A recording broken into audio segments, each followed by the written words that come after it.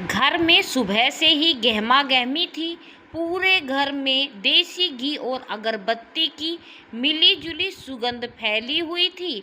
रसोई में पकवान बनने की खड़खड़ और पंडित जी के मंत्रोच्चार की धीमी आवाज आ रही थी। आज राघव के घर उसकी स्वर्गीय माँ की बरसी थी। राघव शहर का जाना माना व्यापारी था और समाज में अपनी प्रतिष्ठा को लेकर बहुत सजग रहता था। उसने तय किया था कि माँ का श्राद्ध इतनी धूमधाम से करेगा कि पूरा मोहल्ला देखता रह जाए। 11 ब्राह्मणों को न्योता दिया गया था। मीनू में 5 तरह की मिठाइयाँ, खीर, पूड़ी, कचौरी और ना जाने क्या क्या शामिल था। राघव धोती कुर्ता पहने, माथे पर तिलक लगाए बहुत व्यस्त दिख रहा था। वह बार बार अपनी पत्नी सुलोचना को निर्देश दे रहा था। सुलोचना, ध्यान रखना, पंडित जी को दक्षिणा में देने के लिए वो पीतल के बर्तन निकाल लिए हैं ना, और खीर में केसर ठीक से डाला है ना या नहीं, कंजूसी मत करना। माँ को खीर बहुत पसंद थी, उनकी आत्मा को तृप्ति मिलनी चाहिए। सुलोचना ने पल्लू से पसीना पोंछते हुए सिर हिलाया और वापस काम में लग गई। घर के एक कोने में एक पुरानी आराम कुर्सी पर राघव के पिता दीनानाथ जी चुपचाप बैठे यह सब देख रहे थे। उनकी उम्र 75 के पार थी, हाथ कांपते थे और नजर भी अब धुंधली हो चुकी थी। पत्नी के जाने के बाद वे एकदम अकेले पड़ गए थे। राघव अपनी दुनिया में व्यस्त रहता और सुलोचना घर के कामों में। दीनानाथ जी का दिन उस कुर्सी पर बैठकर या तो पुरानी यादों को कुरेदने में बीतता या फिर खिड़की से बाहर ताकते हुए। दीनानाथ जी की नाक में जब रसोई से आती इमरती और रबड़ी की खुशबू गई तो उनके मुंह में पानी आ गया।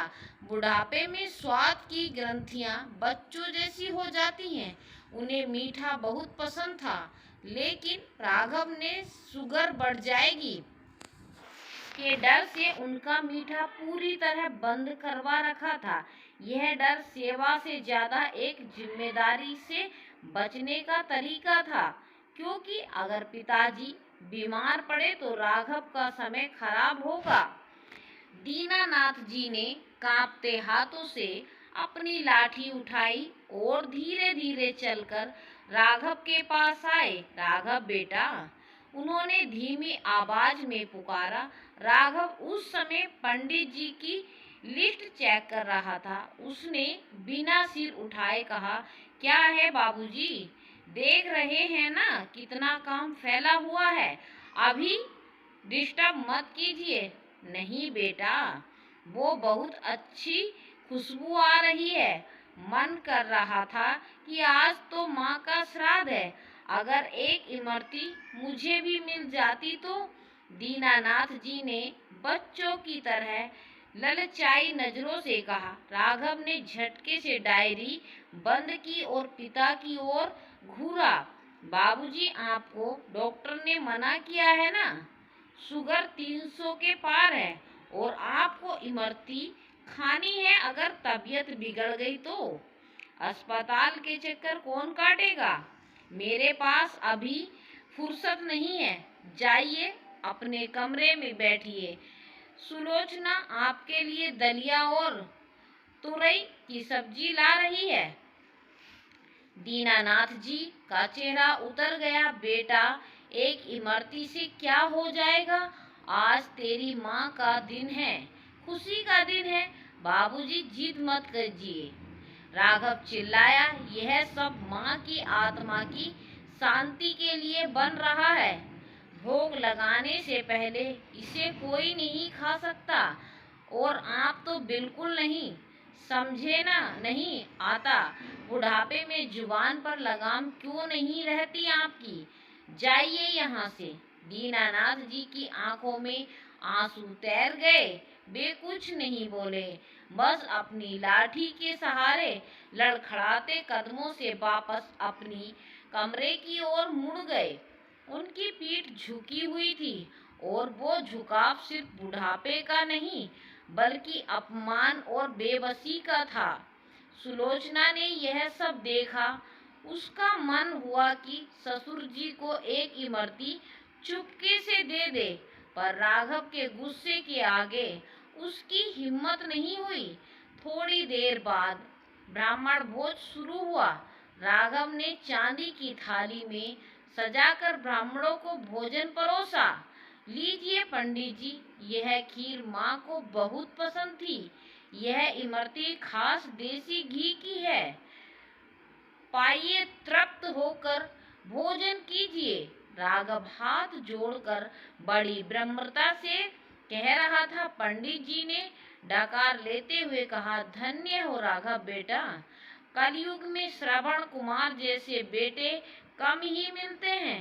तुम्हारी माँ की आत्मा आज गदगद हो रही होगी। इतना सुंदर आयोजन, इतना स्वादिष्ट भोजन पितृपक्ष में जो अपने पूर्वजों को ऐसे तृप्त करता है, उसे वैकुंठ मिलता है। राघव गर्व से फूल गया।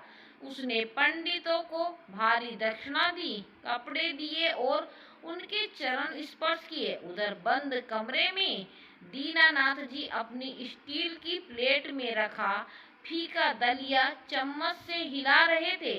बाहर से आते पकवानों की महक उनके दलिये को और भी बेस्वाद बना रही थी। उनकी आंखों से एक बूंद आंसू टपका और दलिये में मिल गया। उन्होंने सामने दीवार पर टंगी अपनी पत्नी की तस्वीर को देखा और बुदबुदाए, भाग्यवान तुम तो चली गई और लोग तुम्हें खीर इमरती का भोग लगा रहे हैं। मैं यहाँ जिंदा हूँ, पर मुझे एक मीठा कोर भी नसीब नहीं। काश मैं भी तस्वीर होता तो कम से कम भोग तो मिलता। शाम हो गई, मेहमान जा चुके थे। राघव बहुत खुश था। सबने उसकी बहुत तारीफ की थी। वह अपने कमरे में बैठकर पैसों का हिसाब लगा रहा था कि तभी सुलोचना घबराई हुई आई। सुनिए, बाबूजी के कमरे से कोई आवाज नहीं आ रही। मैं शाम की चाय लेकर गई थी, वो वैसे ही कुर्सी पर लेटे हैं, उठ नहीं रहे। राघव के हाथ से पेन गिर गया। वह दौड़कर पिता के कमरे में गया। दीनानाथ जी कुर्सी पर अचेत पड़े थे। उनकी सांसें बहुत धीमी चल रही थी और शरीर ठंडा पड़ रहा था। पास ही टेबल पर वो दलिया वैसा ही वैसा रखा था।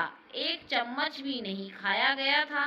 बाबूजी, बाबूजी, राघव ने उन्हें हिलाया। कोई जवाब नहीं। डॉक्टर को फोन किया गया। डॉक्टर तुरंत आए और चेकअप किया। इनका शुगर लेवल बहुत गिर गया है। डॉक्टर ने गंभीरता से कहा, इन्होंने शायद सुबह से कुछ खाया नहीं है और मानसिक तनाव भी लग रहा है। शरीर एकदम कमजोर हो चुका है। अगर अगले 1 घंटे में इन्हें होश नहीं आया तो कुछ भी हो सकता है। राघव सन्न रह गया। शुगर लो, लेकिन मैंने तो इन्हें मीठा खाने से मना किया था। सिर्फ मीठा मना करने से नहीं होता मिस्टर राघव, डॉक्टर ने डांटते हुए कहा। बुढ़ापे में इंसान को दवा से ज्यादा मन की खुशी की जरूरत होती है।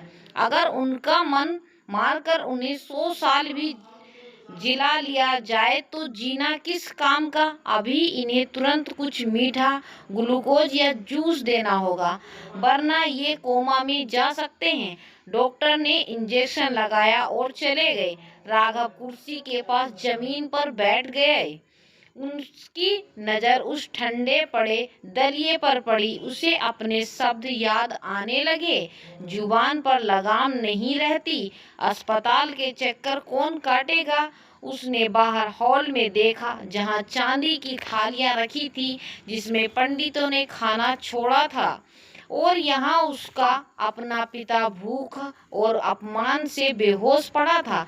राघव की आत्मा को जैसे किसी ने झकझोर दिया। उसे पंडित जी की बात याद आई, तुम्हारी माँ की आत्मा तृप्त हो गई होगी। क्या सच में? क्या माँ की आत्मा तृप्त हुई होगी? जब उसका ही पति, उसका जीवन साथी दूसरे कमरे में भूखा रो रहा था, राघव को अपनी गलती का एहसास हुआ। वह दौड़ा दौड़ा रसोई में गया। वहां बची हुई इमरतियां और खीर रखी थी। उसने कांपते हाथों से एक कटोरी में खीर ली और इमरती उठाई। वह वापस कमरे में आया। उसने पिता का सिर अपनी गोद में रखा। बाबूजी, आंखें खोलिए। बाबूजी, राघव रोने लगा। देखिए मैं क्या लाया हूँ, आपकी इमरती। बाबूजी उठिए ना। उसने धीरे से दीनानाथ जी के मुंह में खीर का एक चम्मच डाला। दीनानाथ जी ने अचेतन अवस्था में भी उसे निगल नहीं। राघव डर गया। वह फूट फूट कर रोने लगा। मुझे माफ कर दीजिए बाबूजी, मैं दुनिया को दिखाने में लगा रहा कि मैं कितना अच्छा बेटा हूँ। मैंने मरे हुए लोगों को खिलाया, पर जो जिंदा भगवान मेरे घर में बैठे थे उन्हें भूखा रखा। अगर आपको कुछ हो गया तो मैं जीते जी मर जाऊंगा। सुलोचना भी रो रही थी।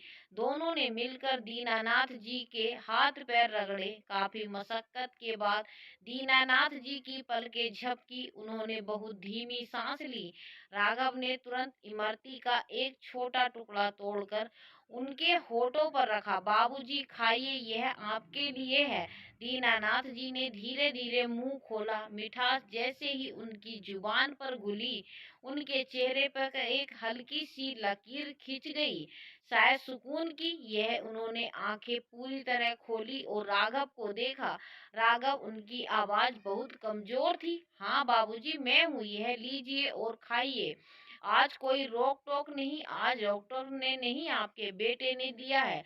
राघव ने रोते हुए उन्हें अपने हाथों से इमरती खिलाई। दीनानाथ जी ने खाते हुए कहा, बेटा बहुत स्वादिष्ट है, तेरी माँ को भी बहुत पसंद थी। राघव ने पिता के पैरों में सिर रख दिया। बाबूजी, श्राद्ध तो उनका होता है जो चले गए, पर असली श्राद्ध तो तब है जब मैं आपको जीते जी तृप्त कर सकूं। आज मुझे समझ आ गया कि चांदी के बर्तनों में खिलाने से पुण्य नहीं मिलता, बल्कि बूढ़े माँ बाप की आंखों में चमक लाने से मिलता है।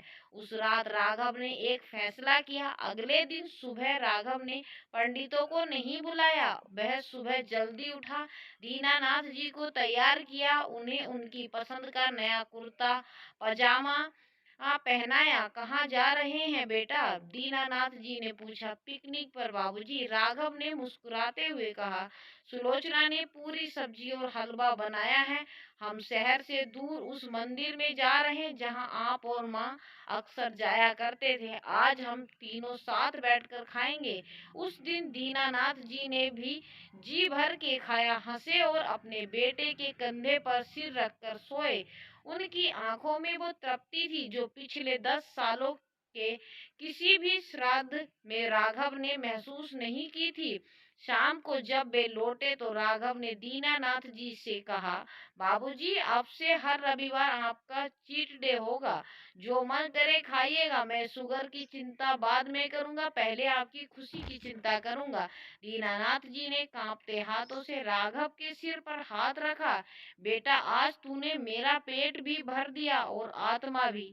आज सच में तेरी माँ का श्राद्ध सफल हुआ। राघव समझ गया था कि श्राद्ध का अर्थ है श्रद्धा, और श्रद्धा किसी तस्वीर या मूर्ति की नहीं, बल्कि साक्षात उपस्थित माता पिता की होनी चाहिए। मरनों उपरांत पिंडदान करने से बेहतर है कि जीते जी उन्हें एक गिलास पानी प्रेम से पिलाया जाए, क्योंकि जो जीवित को नहीं पूज सकता उसका मृत को पूजना केवल एक ढोंग है। दोस्तों, हमारे वेद पुराण भी कहते हैं कि पितृ देवो भवो। पितृ यानी हमारे माता पिता जब तक वे जीवित हैं उनकी सेवा, उनका आदर और उनकी छोटी छोटी खुशियों का ध्यान रखना ही सबसे बड़ा धर्म है। मृत्यु के बाद लाखों का दान भी उस एक पल की बराबरी नहीं कर सकता जब आप अपने बूढ़े माँ बाप के चेहरे पर मुस्कान लाते हैं, उन्हें बाद में याद करने से बेहतर है उन्हें अभी प्यार करें। दोस्तों, क्या आपके आसपास भी ऐसे लोग हैं जो दिखावे के लिए पूजा पाठ करते हैं लेकिन घर के बुजुर्गों की अनदेखी करते हैं? क्या राघव का पश्चाताप सही समय पर हुआ? आपकी इस कहानी के बारे में क्या राय है, हमें कमेंट करके बताइए। और कहानी पसंद ने क्या लाइक करें और शेयर करें ऐसी ही अच्छी कहानियों के लिए।